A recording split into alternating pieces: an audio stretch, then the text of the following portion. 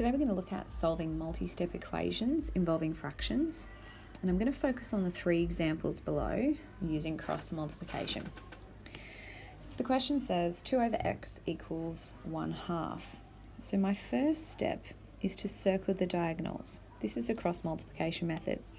I then multiply them. So what this tells me is that 2 times 2 is the same as 1 times x. If I simplify that, 4 equals 1x or 4 equals x. So that is solved. I can do the same thing for the next one. I circle my diagonals. What that tells me is -4 times 3 is the same as 2 times x. To simplify it, I have -12, which is -4 times 3, and 2 times x, which is 2x. Now, just like our normal equations, I only want 1x.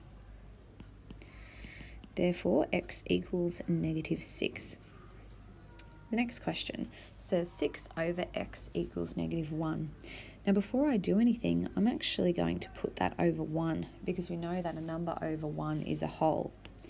I then follow the exact same steps as before.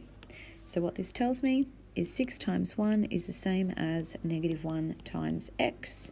Simplified is 6 equals -1x. Remember, I only want a positive x, so I'm going to divide both sides by -1. Therefore, x equals -6. And that is how you balance equations using fractions and the cross multiplication method.